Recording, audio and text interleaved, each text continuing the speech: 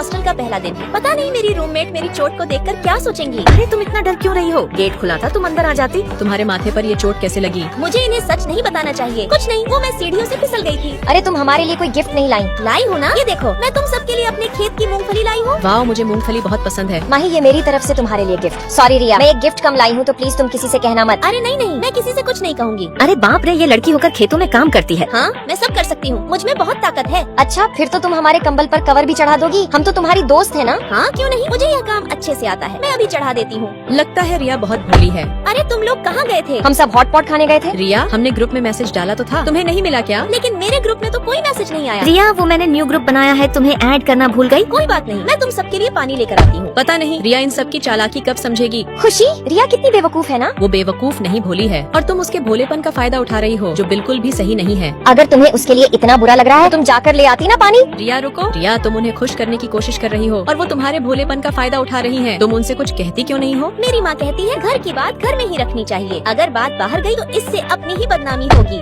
माँ, आपको पापा ने फिर से मारा। माँ, आप कुछ कहती क्यों नहीं हो? आखिर हम कब तक पापा के जुल्म सहते रहेंगे? मैं जा रही हूँ उनके खिलाफ पुलिस में कंप्लेंट करने। नहीं बेटा, ऐसा मत करना। पुलिस आई तो लोग क्या सोचेंगे? इससे हमारे ही बदनामी होगी, सब लोग हम पर हंसेंगे। घर की बात है, घर में ही रहने दो। माँ, मैंने यहाँ अपनी स्कूल फीस के लिए पैसे बचा कर रखे थे, कहाँ गए? बेटा, वो तेरा चचेरा भाई विशाल आया था, वो ले गया। क्या वो फिर से मेरी स्कूल फीस के पैसे ले गया? मैं अभी उससे लेकर आती हूँ। नहीं बेटा, रुक जाइए, तू क्या कर रही है? तू उससे पैसे लेकर आएगी तो रिश्तेदारों में हमारी क्या इज्जत रह जाएगी? कोई हमसे रिश्ता नहीं रखेगा। रिया, तुम्हारी माँ गलत कहती है, गलत बात का जवाब देना चाहिए, क्योंकि जितना जुल्म करना गलत है उतना ही जुल्म सहना भी गलत है। मैं क्लास में होती तभी ग्रुप में मेरे खिलाफ एक मैसेज आता जिसमें लिखा था कि मैंने किसी से उधार पैसे लिए हैं और मैं उसके पैसे लौटा नहीं रही। मैसेज पढ़कर सभी स्टूडेंट मुझे देखकर बातें बनाते। रिया, ग्रुप में मैसेज आया है, तुमने उधार पैसे लिए हैं और लौटा नहीं रही। नहीं, मैंने कोई पैसे नहीं लिए। रिया, ये किसी की साजिश है तुम्हें फंसाने के लिए। तुम्हें इसके खिलाफ आवाज उठानी होगी, वरना लोग तुम्हें ही गलत समझेंगे। ये सब झूठ है, मैंने किसी से कोई पैसे नहीं लिए। मैम, ये किसी की साजिश है मुझे फंसाने के लिए। मैं चाहती हूँ आप सच का पता लगाएं। टीना, इस भीगी बिल्ली में इतनी हिम्मत कहाँ से आई? सभी स्टूडेंट मुझे अपना फोन चेक कराएं। वेरी गुड रिया। देखना अब सब सच सामने आ जाएगा। खुशी, तो ये झूठा मैसेज तुमने किया था। सॉरी मैम, मैंने तो सिर्फ मजाक किया था। सॉरी रिया, मुझसे गलती हो गई, मुझे माफ कर दो। अरे ये खुशी कितनी झूठी है ना। खुशी ने ये बिल्कुल अच्छा नहीं किया। देखा रिया, अपने हक के लिए लड़ने से इज्जत कम नहीं होती, बल्कि अपनी सेल्फ रिस्पेक्ट बढ़ती है। फिर मैं अपनी माँ को मैसेज करती, माँ अपने हक के लिए लड़ना जरूरी है, क्योंकि जो खुद के लिए आवाज नहीं उठाते तो ये दुनिया उनकी खामोशी को उनकी कमजोरी समझ लेती है। मैंने सही कहा तो लाइक सब्सक्राइब करके कमेंट में जरूर बताना।